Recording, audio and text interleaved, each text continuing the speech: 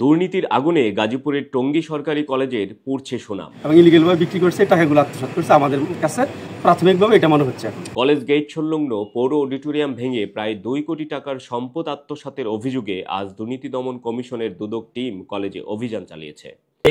এই ব্যাপারে কিছুই জানি না, এর সাথে আমার কোনো সম্পৃক্ততা নেই। ইতিপূর্বে একাধিক গণমাধ্যমে সংবাদ প্রকাশের পর সোমবার দুপুর 12টায় ঝড়ের বেগে কলেজে প্রবেশ করে দুদকের তদন্তকারী দল। প্রায় 1.5 ঘন্টা ধরে চলে দলিলপত্র পরীক্ষা নিরীক্ষা এবং জিজ্ঞাসাবাদ। কলেজ কর্তৃপক্ষ মোহাম্মদ রফিকুল ইসলামের কাছ থেকে সন্তোষজনক জবাব না পেয়ে কর্মকর্তারা হতাশ।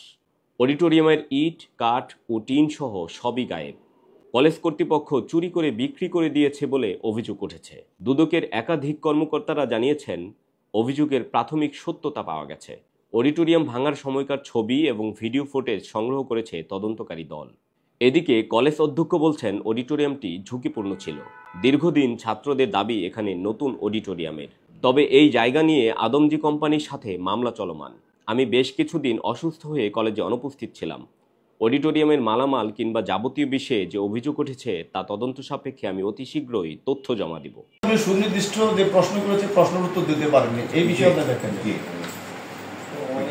না, দুদক বলেছে আপনি উত্তর দিতে পারেননি। আপনি যে প্রশ্ন করেছে প্রশ্নের উত্তর আমাদের সামনে বলছে যে আমি ভাঙিয়েছি কিনা, কাকে দিয়ে ভাঙিয়েছি, তো এইগুলির আমার সুনির্দিষ্ট উত্তর তো নাই। এটা তো আমাদের এখতিয়ারেও না পুরোপুরি। আমি তো এই প্রতিষ্ঠান প্রধান হিসেবে অর্ডার দিতেও পারি না, সেজন্য দিইনি।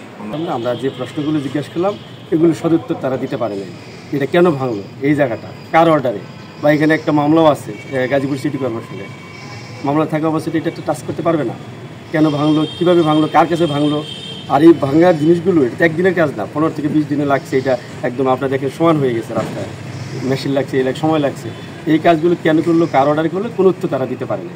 তাতে বোঝা যায় যে তার নীরবতা বা এই যে প্রশ্ন উত্তর না দেওয়া, তাতে বোঝা যায় যে এখানে অনিয়ম হয়েছে। এমনকি তারা এর ইলিগেলভাবে এই কাজটা এখানে করছে, এটা ভাঙছে এবং ইলিগেলভাবে বিক্রি করছে, টাকাগুলো আত্মসাৎ করছে। আমাদের কাছে প্রাথমিকভাবে এটা মনে হচ্ছে। এখন কলেজ শিক্ষক পরিষদের সাধারণ সম্পাদক আবুল কালাম আজাদ জানিয়েছেন, অডিটোরিয়াম ভাঙার বিষয়ে শিক্ষক পরিষদকে অন্ধকারে রাখা হয়েছে।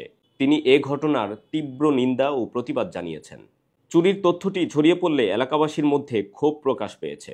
তারা অভিযোগ করছেন, কলেজ কর্তৃপক্ষ জনগণের সম্পত্তি লুটপাট করছে।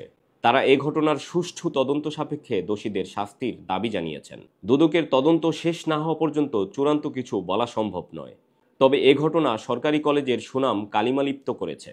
শিক্ষা প্রতিষ্ঠানে দুর্নীতির বিস্তার আবারও প্রমাণিত হলো। Desk report, নিত্যবেলা।